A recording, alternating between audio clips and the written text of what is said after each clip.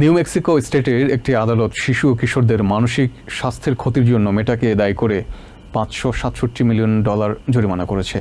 একই সঙ্গে ফেসবুক ও ইনস্টাগ্রামে অপ্রাপ্তবয়স্ক ব্যবহারকারীদের সুরক্ষা নিশ্চিত করতে কোম্পানিটিকে একাধিক বড় পরিবর্তন আনার নির্দেশ দেওয়া হয়েছে। বৃহস্পতিবার দেয়া রায় বিচারক ব্রায়ান বিটসাইড বলেন, মেটার সামাজিক মাধ্যম প্ল্যাটফর্মগুলো নিউ মেক্সিকো স্টেটে জনস্বার্থের জন্য ক্ষতিকর পরিস্থিতি তৈরি করেছে। তিনি নিউ মেক্সিকো স্টেটের অ্যাটর্নি জেনারেল রাউল তেরেসের করা মামলার পক্ষে রায় দেন।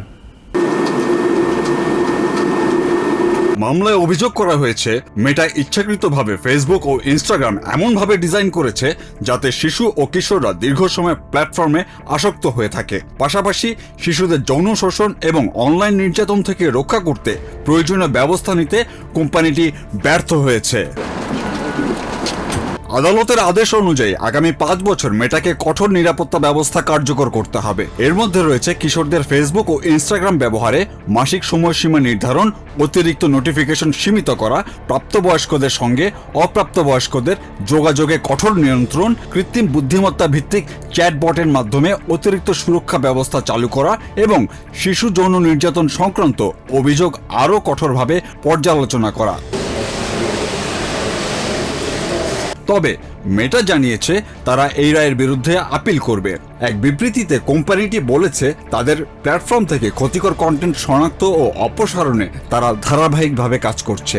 মেটার দাবি, কিশোরদের অনলাইন নিরাপত্তা রক্ষায় তাদের কার্যক্রম শক্তিশালী এবং প্রকৃত তথ্য বিকৃত করে উপস্থাপন করা অভিযোগের বিরুদ্ধে তারা আদালতে নিজেদের অবস্থান তুলে ধরবে। Hey everyone, I want to talk about something important today. Because it's time to get back to our roots around free expression on Facebook and Instagram. I started building social media to give people a voice.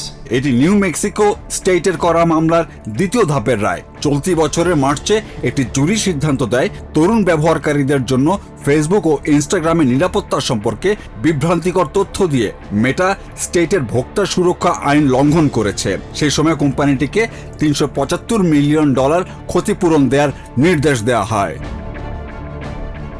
দ্বিতীয় ধাপের শুনানি প্রায় 3 সপ্তাহ ধরে চলে এবং এতে কোনো জুরি ছিল না।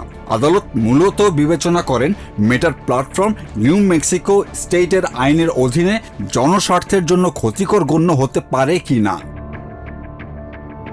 বিশ্লেষকদের মতে এই রায় কেবল মেটার জন্যই নয়, পুরো সামাজিক মাধ্যম শিল্পের জন্য গুরুত্বপূর্ণ দৃষ্টান্ত হতে পারে। কারণ আমেরিকার বিভিন্ন স্টেট, শহর ও স্কুল ডিস্ট্রিক্ট ইতিমধ্যেই একই ধরনের মামলা করেছে। তাদের লক্ষ্য প্রযুক্তি কোম্পানিগুলোকে শিশু ও কিশোরদের নিরাপত্তা নিশ্চিত করতে আরও কঠোর নীতি গ্রহণে বাধ্য করা।